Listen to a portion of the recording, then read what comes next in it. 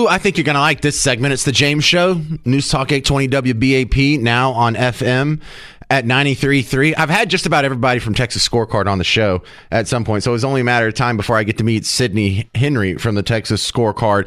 And I love your work. I tell people go to texasscorecard.com, sign up for the Texas Minute, your daily newsletter. I'm a big fan, and I don't say that for every website I get stories for, but you guys did a story on a new poll by the Texas Public Policy Foundation that shows an overwhelming majority of Texans support teaching the Bible and other primary sources from religious text to students in public schools. You know, and this isn't like a doctrine thing. This is just to better understand Western civilization. And I think we all kind of knew that, but I think this story needs to be trumpeted very loudly. Of course. Thank you so much for having me on today, first of all. And so the Texas Education Agency has developed instructional materials to help support teachers and students. And some of those new instructional materials contain religious references.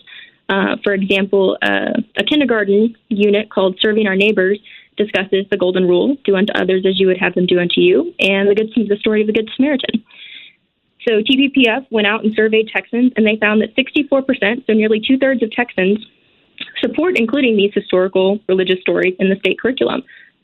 Well, you know, even if you think they're fairy tales, we teach kids actual fairy tales, you know, Hansel and Gretel and Pinocchio and all these other, you know, fables to teach them lessons. So even if you don't believe, just treat them like it's a fable. Just treat it like it's a fairy tale. There's still wisdom to be gathered from teaching our kids about the good, like you brought up, the Good Samaritan. That's a great story that there's probably an analog in most civilizations and societies across continents and whatnot. And just because it has a religious origin doesn't mean it should be excluded from the canon of what we teach our kids. Absolutely. Christianity and the story of the Good Samaritan and the Golden Rule, that's had a huge impact on Western civilization, on the nation and the culture in which we live. So, we're right. And don't you want to teach kids like, hey, this person, even if they're from another tribe and another ethnicity and another nation, you should help them if they're in need. I mean, it's a beautiful story. Who the heck could be against that? Well, 33% of Texans oppose the idea. However, I like how this poll breaks it down by demographics. And you find that some of our biggest fans, I should say the biggest fans of baby Jesus, is our Hispanic brothers and sisters. 75% of Black respondents, 59% of Hispanic respondents approve of allowing the story. So this is something that goes across cultures, across races, and I guess it's what's holding it back? Let me ask that. What's holding it back, Sydney? Why aren't we doing this already? Well, for one, this is being rolled out. We're going to see some of this being rolled out in schools. One of the things that people still want to happen are public schools to be required to display the Ten Commandments in classrooms, which many Texans also support that, but the legislation to pass that failed in the Texas House last session. I think Lieutenant Governor Dan Patrick and the Senate will probably bring it back again this session. Well, so politically speaking, I don't see any roadblocks to some of this going forward. What's the mechanism by which this will be fought? I foresee some lawsuits coming. Are they already happening and I'm just not aware of them? I don't believe any lawsuits are currently pending on this new TEA curriculum. Likely, if they pass a law saying that the Ten Commandments should be displayed in classrooms, I think there will be people who fight that via lawsuits, via suing the state, and then Attorney General Ken Paxton and his team would have to go out and defend the new state law in front of the courts, which we can know that takes a while, but that doesn't mean it's not worth it. Yeah, and I've always thought this was a good counterbalance to the accusation that right-wingers or Republicans or conservatives or even libertarians or whoever wants to ban books from schools. It's like, oh, well, you guys want to ban the Bible. We want to ban sexual material to minors. It's not quite the same thing, but I always felt that's a good counterbalance. Like, no, you guys are the original book banners. You banned the Bible. Of course, and then they use the term book ban, but in reality, the books aren't banned. You can still go buy them. Your kid can still take it to school. It's just not in the taxpayer-funded children's library.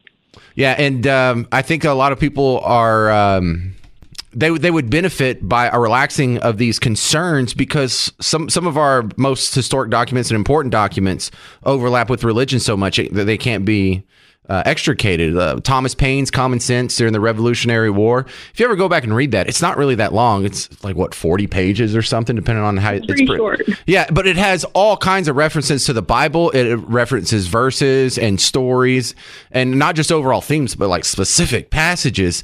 So I was thinking when I finally read that in adulthood, like, is this why we didn't learn this in school? Because this would have been really crucial information for the voters of America to all have spoon-fed their way at some point during their education. Oh, absolutely. And we know that America, whether people like it or not, many of the people who founded America were Christian, at least nominally. And so a lot of our tenets as a nation are grounded in Christian principles. All right. Well, it was a good first visit to the show, Sydney Henry. I hope it's not the last. This is Sydney Henry from the Texas Scorecard, texasscorecard.com. Thank you very much, Sydney. Thank you. All right. Let me ask you, are you comfortable with the Bible being taught in public schools? I'll make my case coming up in 5 minutes on The James Show. News Talk 820 WBAP, now on FM at 93.3.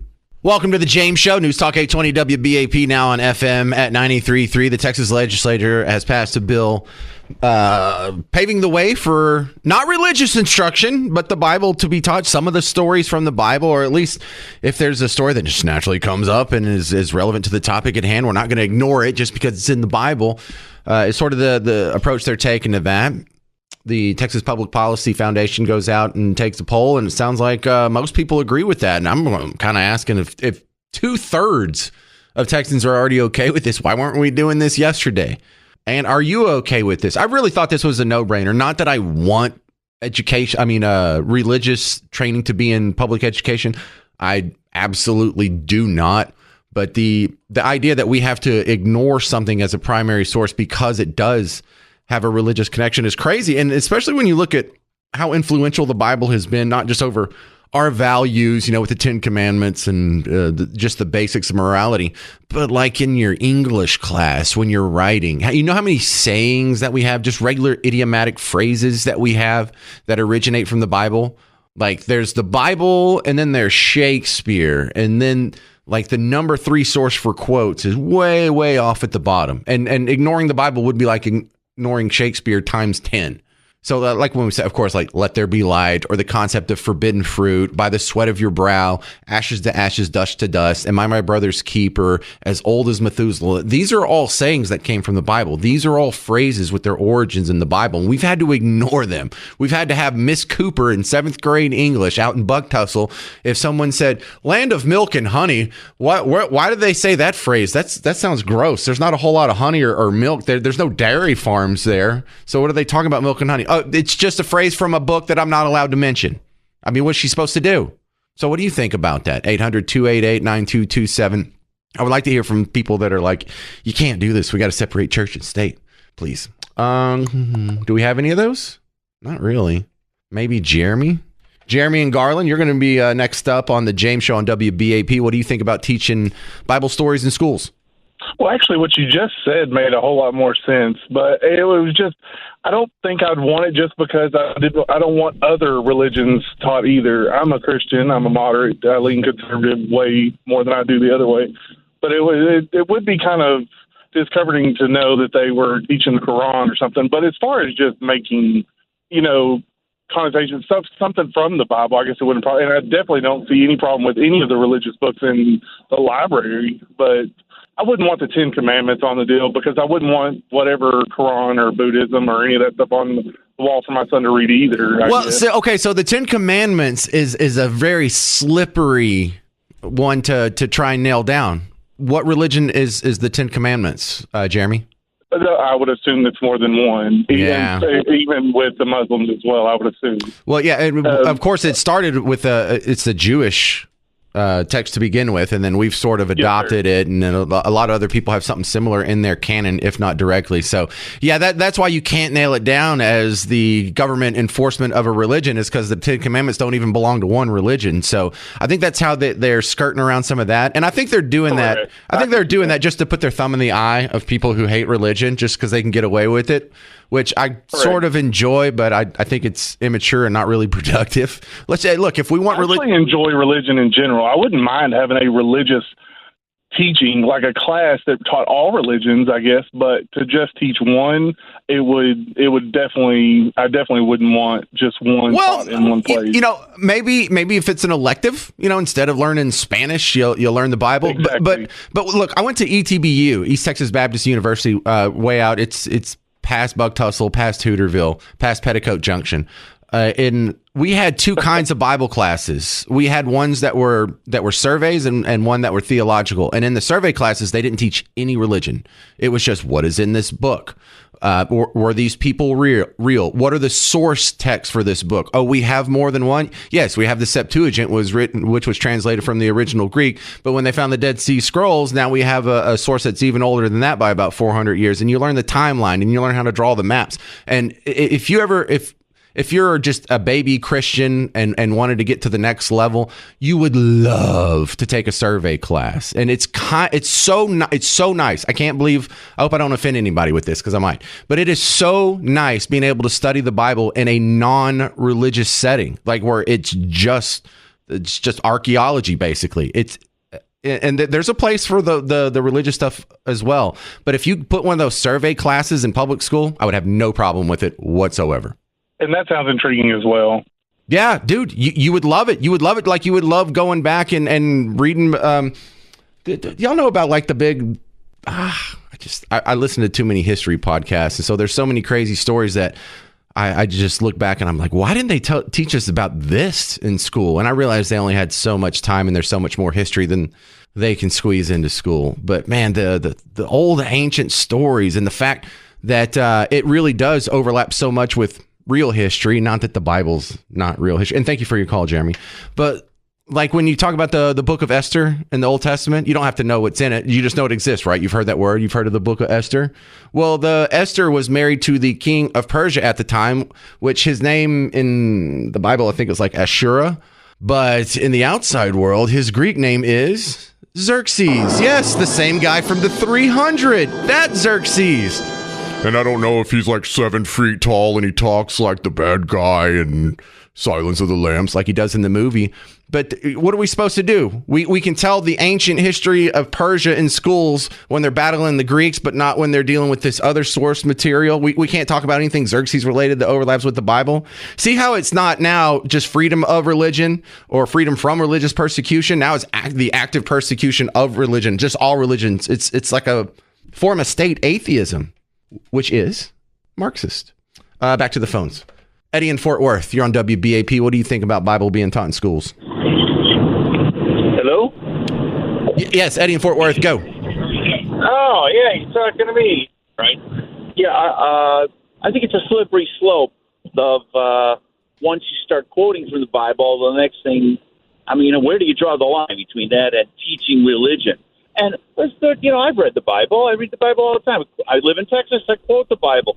Great book, great teachings in there. However, there's also great teachings in the Talmud.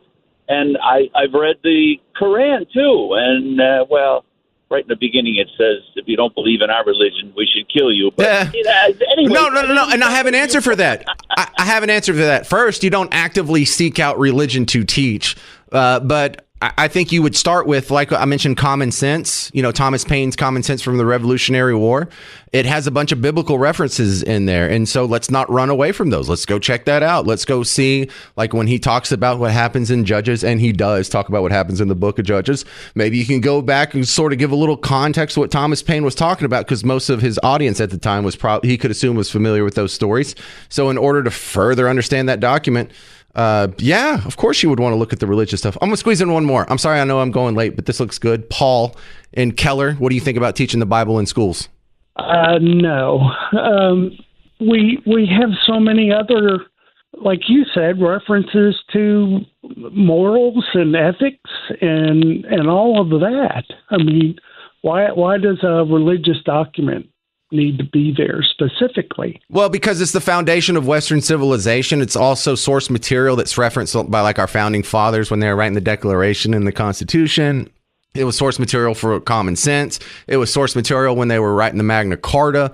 It's been the source material for all these idiomatic phrases, or like even terms like golden calf and scapegoat and apple of my eye, putting words in someone's mouth, how the mighty have fallen. These are all phrases that originated from the Bible. And so when you have something that is so intertwined with our history and our culture and our mores and our values and our government, it seems insane to exclude it just because it's also of a religious nature.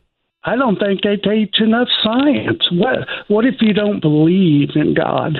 What if you're an atheist? You don't have to believe in it. You don't have to believe in it, but it does make sense to know what's in it. Like, I don't believe in Zeus, but it's nice for me to know like what these stories are and what the context is. So when my kid goes, why do we call it Wednesday? I can say, well, because Wednesday is Woden's Day, and Woden is the German name for Odin, the Norse god of thunder, and you can know what the hell's going on in the world around you. All of it overlaps with religion so much that if you ignore religion, you are living in a state of there's a significant part of the world that you're just ignorant of.